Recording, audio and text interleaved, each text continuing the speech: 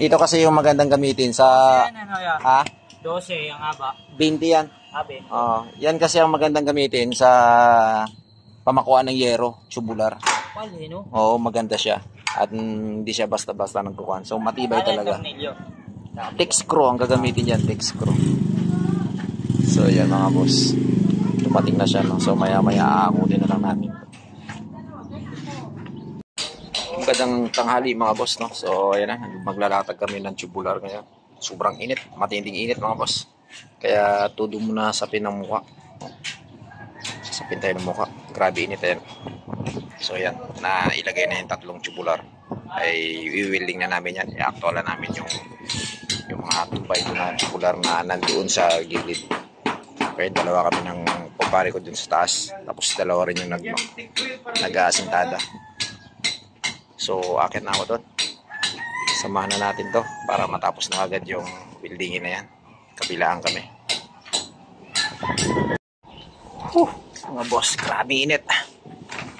Yun, bumaba muna ako, no? Dahil sobrang init. Ayun, kabilaan kami nag-building at nagdudugtong na lang yung aking kumpare ng 2x2 na tubular. Bali, dalawang welding machine ang ginagamit. Medyo maiksi kasi yung cord ng isang welding machine, kaya yun na lang yung ginagamit ko, yung para sa akin.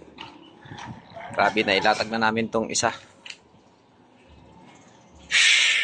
Napakatinding init mga boss, sakit sa kan, balat.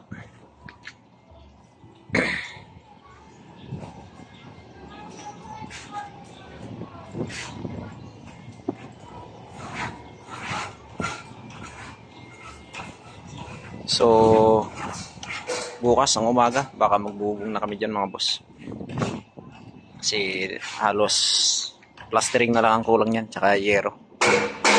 Tapos plastering, ayos na yan mga bossing. Konting mikos-mikos na lang yan. Yan, tibay niyan mga boss. Ang gamit namin na pamakuan ng yero, yung suliras ay 2x2 na tubular.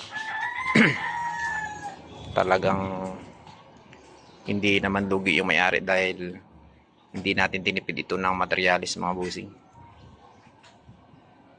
Nag-order na nga pala ako ng yero kaninang umaga. Maya-maya darating daw. Ang kulay ng yero nito ay kulay green.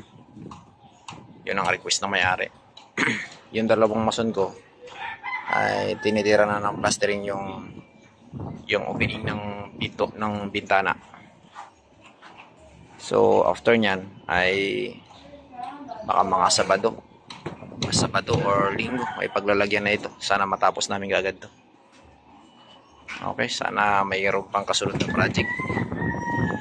Relax muna ako dito sa taas kasi sobrang init. Ay, yung welding machine ko doon nakabilad. So pahinga din pag may time. Magandang hapon mga boss, no? So ayun, tapos na namin ilatag yung suliras na 2x2 na tubular. Ang ginagawa namin ngayon ay nagkakasa na kami ng yero. Okay, so yung yero ay kadi-deliver lang ngayon.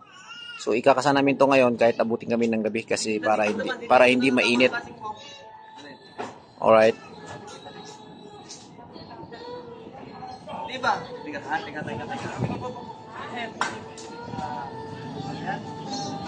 Kaya nga, asintana ka dito ng plasing mo. At nakalaylay dito. 25 ang plasing. 30. 30 ang plasing eh. At 30 ba yan? Ang basit yan. Pure.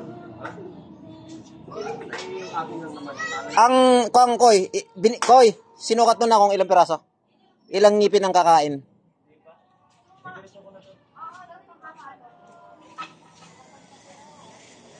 Hindi, wag ka na magbarina dyan, Koy. Wag ka muna mag-texture dyan. Kasi may plasing tayo dyan eh. Dito ka muna sa pangatlo. Pangatlo lang. Oo. Dito muna sa pangatlo. May plastic. Wala rin. Useless din yan. Katulad din ng ginawa namin doon. Paglagay namin ng plastic, nasa ilalim yan. Babaklasin din ulit. Asa na lapis? Ayan na lang. Guhitan mo na. So yung mga boss ay kinakasala namin yung yero.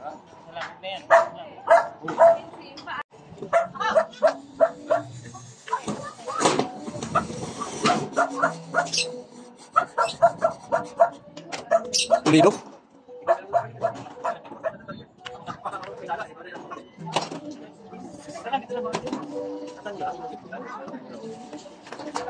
Dapat may martilyo ka niya po para tapok.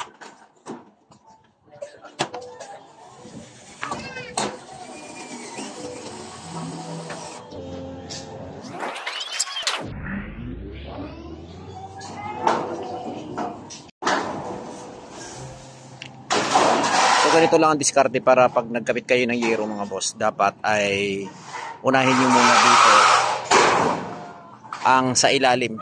Kasi yung slope ng kwan ay hindi, tutok ka lang bong.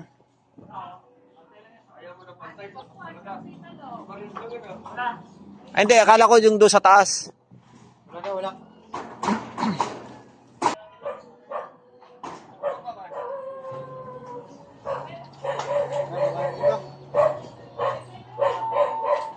Narinig, dito kay babantingero.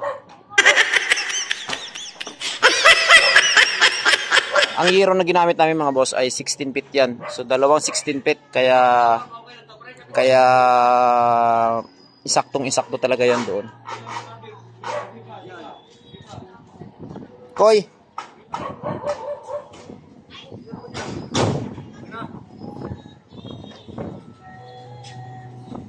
Kano kalaki ang kanya dang Koy? Malaki naman.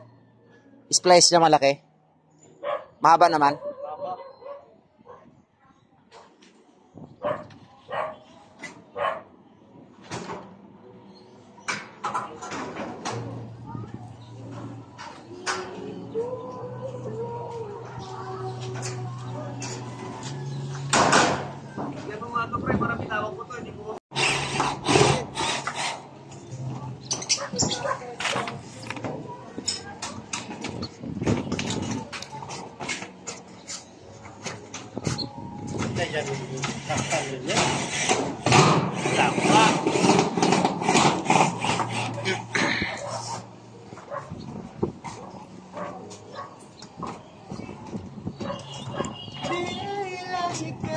Ay, di mo sinali itong isa.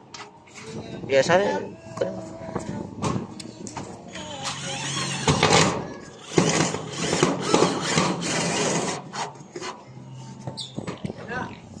Wala. Kaya mo na pa. Wala na. Ka pa eh. Mura lang yun eh. Baka nandun yung sa kulay green eh. Bayaw! Yung kulay green. Yung kulay green na maliit na. Oh, yan nga. 8? 8? Oh, yan nga. Dali mo rito yung barina na portable. Kaya pabibirinahin ko to si Papa. Walang ginagawa eh.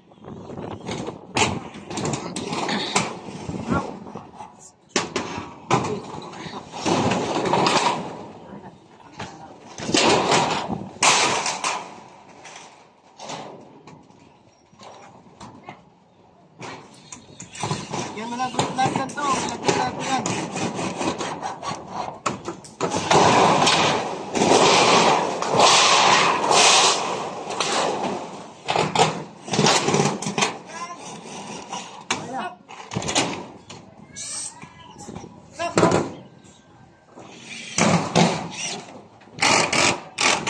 Bah, may kuha niyang Koy? May hammer? Wala. Ano yon? Umakalas siya. Ayaw umakalas. Uwitan mo na muna ito para mabitawan ko dito para di bumaba. Sa baba. Madulas yung chinilas mo ha? Lubat pa. Upag dito siya magbabasa. Tulak ko muna ito. Lubat pa. Walin. Ito. Tulak ko. Saan? Naka-text screw na ba yan? Eh baka dumausos yan ha?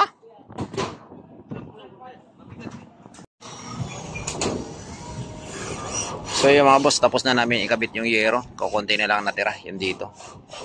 Okay, so konti na lang ang ilalagay namin diyan.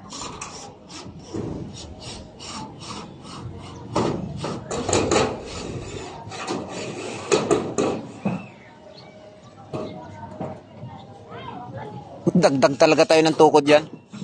Dagdagan talaga natin katulad ng ginawa nito.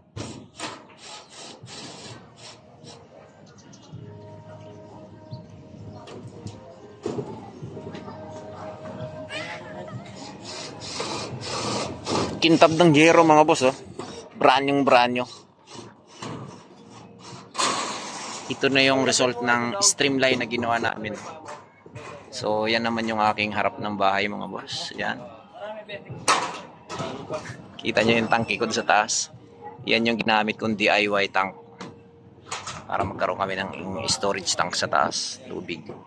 So, wala pa talagang katapusan yung bahay ko mga boss. Marami pang pera ang kakainin yan.